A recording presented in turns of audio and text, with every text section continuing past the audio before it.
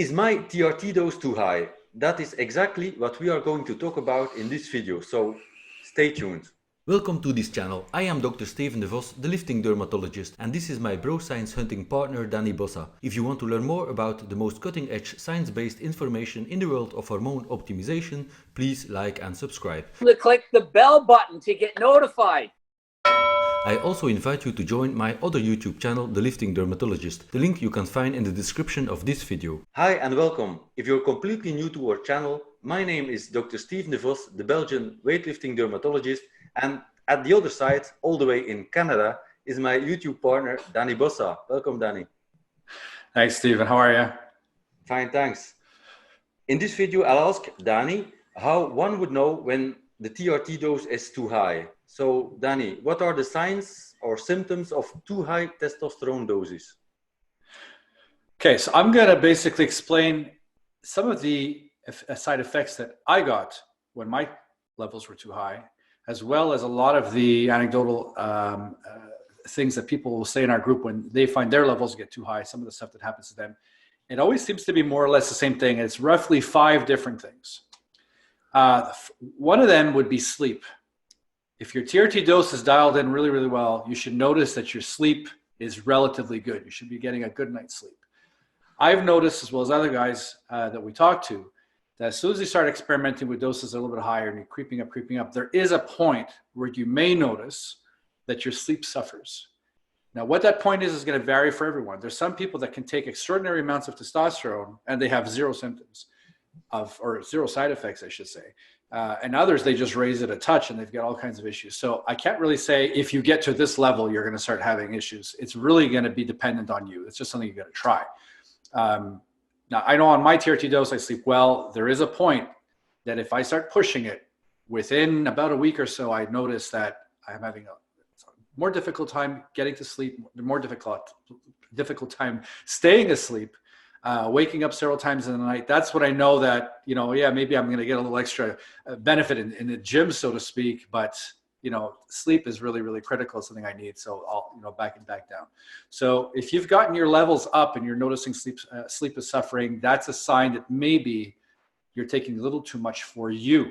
And again, I'm saying for you because the next guy over could be taking that much, sleeps like a baby. So it's really a matter of experimenting. Number 2 would be just a feeling lethargic. Just going through your day, not really feeling motivated, just kind of out of it, just sluggish. I don't really feel like doing anything. I don't really have energy to get up and go. I got no motivation. I just want to just sit down and just kind of relax. I've noticed the same thing with myself, and I hear it all the time from other guys. When their levels get up, even guys doing cycles are like, I go to the gym and I push through, but I get home and the rest of the time I feel unwell. I don't feel like my old self. And when they get their levels back down to something that makes more sense, suddenly, clarity of thought, and they feel a little awake. They wake up in the morning, they've got energy, they feel rested. Again, that would be another reason there.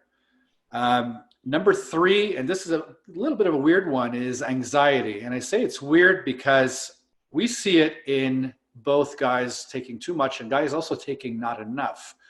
I've never really experienced it myself personally, but I do hear about this often enough. Now, you say, well, how do I know if I'm taking too much or not enough? I'm talking about, I've seen guys that are taking 50 milligrams a week of testosterone and they're like, I get anxiety. You look at their labs and their free T is like at 8, NGDL, you're very, very low here. You might want to try raising it up a bit and seeing if that actually helps with the anxiety, because too low will cause anxiety. Too high can also cause anxiety in some guys. In some guys, when their levels get too far up there, that extra testosterone just kind of acts as almost like a stimulant that just gets your central nervous system just kind of wired. And if you're sensitive to that kind of thing, or you've had anxiety in the past, or panic attacks, you could be prone to feeling that kind of anxiety.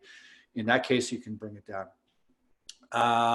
Number 4, and again, this one is, I'm going to say this delicately, high hematocrit hemoglobin. Now, typically high hematocrit hemoglobin is just fine. We've got guys in our Facebook group that have it well over 50, even approaching 55, no symptoms. Okay. They're sleeping fine. They've got great energy.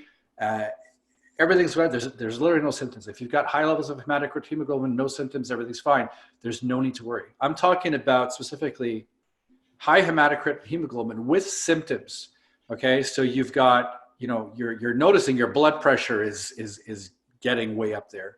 Other guys report just kind of feeling breathless, like they're just kind of out of breath. They can't catch their breath. If this is the case, you might want to bring it down a bit. Maybe what you're taking is a little bit too much and your body just can't handle that level. Again, that number will be different for everybody. It's a matter of experimenting. If you bring it back down a touch and those symptoms vanish, you know that, okay, I can't go anything beyond this. And that's when you're kind of realizing what your ideal dose is. Number 5, libido and erections. Every single time I've gone over, I get the same thing. I say, I'm going to take a little bit more and I'm going to blast in the gym and so on and so forth.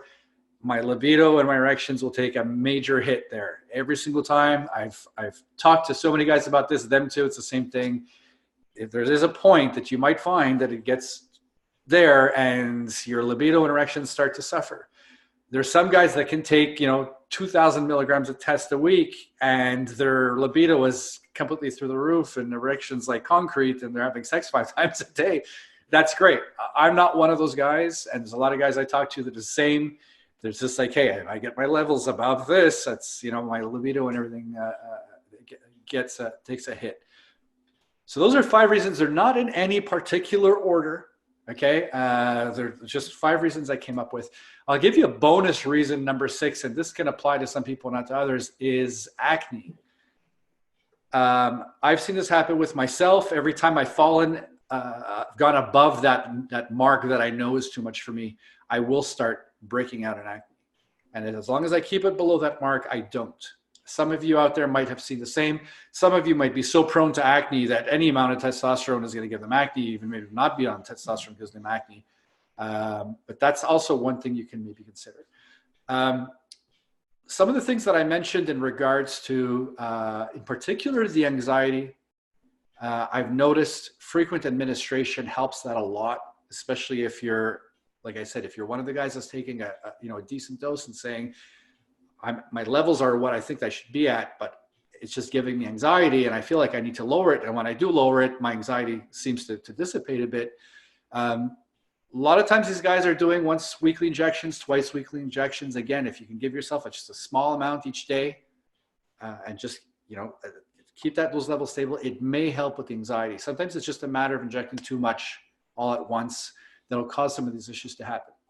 And again, some people say, well, there's a lot of people in the world that do, weekly injections or twice weekly injections. Yes, of course, I get it. But you have to determine what's good for you. I know one guy in particular, he says, I take a 1 weekly shot at 200 milligrams a week or 250 milligrams a week. I forget what it was. He says, I feel fine. He says, I don't feel that dip at the end of the week. I don't feel like, oh my God, I can't wait for my next shot. I feel like I'm going to kill somebody. He doesn't feel that way at all. And his SHBG, you're going to say, well, it's probably because he's got high SHBG. His SHBG is really in the middle. It's nothing extraordinary high, extraordinary low. It's none of that. Frankly, I don't really put all that much weight on it. I know the guys in the UK are so obsessed with SHBG. The guys here, not. We just aren't, okay? And he feels great. There's other guys that, even for myself, I've even tried every other day because I get lazy. I don't want to inject daily, and I do every other day. And all my symptoms come back. So if you're one of those guys and you're just saying, I just can't seem to figure it out and I'm feeling like this and I'm getting anxiety or my sleep or this and that, and you're doing weekly or you're doing biweekly, just try it out for a while. Say, I'm just going to separate it in 7. I can load up 7 syringes Saturday morning and they're ready to go. In the morning I wake up, I give myself my little shot, takes me 10 seconds and I'm done. Try that out for a while. If you start seeing how these symptoms go away, you'll know. Maybe one of those guys that does well on it, and if you do well on that, you can say, well, let me try every other day. I'll just double up my daily dose, but I'll take it every second day. Do I still not have any symptoms? If you do, great. You can maybe try a little more. But that's just something for you guys to try. All right. So again, 5 top reasons, I would say: sleep, just a general feeling of feeling lethargic, anxiety, high hematocrit hemoglobin with symptoms. Okay, it's very important to say with symptoms because lots of guys that have high hematocrit hemoglobin, they're doing just fine. Okay, the high blood pressure, that feeling of breathlessness, I'm always out of breath, my libido, erections, all these things could be a sign. If you drop that level down a bit and you've gone to daily, that I'm might going to answer play some of the devil's questions. advocate here, Danny. All the symptoms and signs you mentioned, Danny, of high testosterone going up, together with that, the estrogen is going up as well. How do you know that it's not the estrogen causing the problems, but it is the testosterone causing the problems? Right.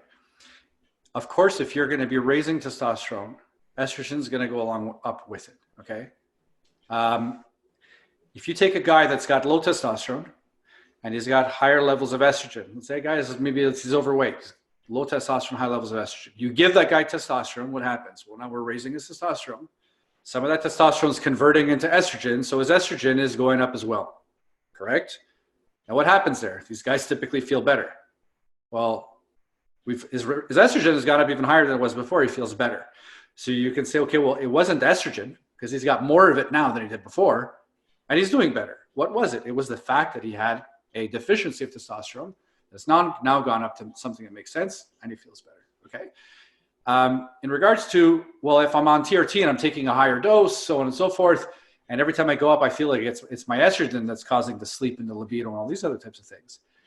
What we usually wind up seeing with these guys are guys that are doing weekly shots, bi-weekly shots, or shots twice a week. If you're doing that, it's not the estrogen necessarily, it's just that general fluctuation. And you can demonstrate this to yourself by saying, let me stick with that higher dose and let me give myself a daily shot or the daily transferable cream. Let me give myself the most consistent, stable levels possible where there's no fluctuations. If your issues go away, well, guess what? It wasn't the estrogen. It's the fact that you're just not doing well with these types of fluctuations. I see this all the time. Anytime a guy says, oh, it's my estrogen, I need the AI, and you get them solid throughout the week at a dose that makes sense for them. And suddenly like, yeah, I don't need this AI anymore. Every time there's any type of issue, they're immediately thinking it has to be my E2. And it's not in like virtually every single case we've seen. I think I've seen one guy that I couldn't figure out. Every single one. You got an issue? Can you do daily? Yes. Can you get your dose to about here? Yes. Do that for 6 weeks, put a note on the calendar and message me back. Sure enough, 6 weeks later, it's like, you know what? You're right. I do feel better. Okay. So stick with that. You're good. Boom, done. And that's it. Okay. So that would be the main thing I would say. If you think it's my estrogen, whatever, I'm going to say, I don't think it is. I think it's the fluctuation. Do an experiment and try doing daily administration and see if you still have that issue. You probably won't. Okay. Great advice, Danny. You're welcome, Stephen. So guys, this is actually going to be the last video of the year. I'm taking off on vacation. I will not be on a warm beach. I will be actually northeast of where I am in a tiny little town called Blanc-Sablon, B-L-A-N-C and then space S-A-B-L-O-N. You can look it up on a map. It's just north of the northern tip of Newfoundland, on the Quebec side, right on the ocean, which my family's from. If we were to drive there from Montreal, it's a 32-hour drive. We're actually going to be flying.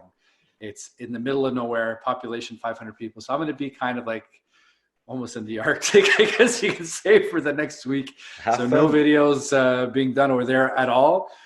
So I just wanted to say, I was talking with Stephen offline that, his hope, I guess, would have been to have 5,000 subscribers by the end of this year. We're actually almost at 6,000. So he's like really, really happy about that. If you want to do a little Christmas present for Stephen, if you haven't already subscribed, just click the subscribe button, click the notification button. That'd be really, really cool.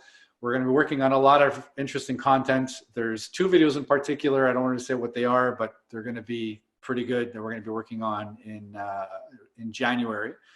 So just want to wish everyone Merry Christmas and a Happy New Year. And I hope everything we've done over the past year and all the stuff we've talked about has helped you out, made you feel better. You can start the new year off with a bang, get to that gym 1st of January, start training, start eating better. We're going to keep trying to get as much info as we can from all the doctors we deal with to get you the best information possible, because there's a lot of doctors that send us stuff all the time, what's working with their patients. Sometimes stuff that falls completely out of any research that's being done. They're just saying, hey, we've done this with 1,000 patients and we're getting fantastic results. This is what we're doing. And we're sharing that with you as often as we can. So again, really appreciate all your support. It was great. Stephen, why don't you sign off the year with maybe a thank you and kind of happy holidays message in your mother tongue of Dutch. That'd be kind of cool. Sure thing. En voor alle Nederlandstalige kijkers, bedankt aan iedereen om ook te volgen in het Engels. Danny doet dat vrij goed voor ons allemaal. Prettig kerstfeest, gelukkig nieuwjaar en tot in het nieuwe. Tada. Oké, dat was het. Cool.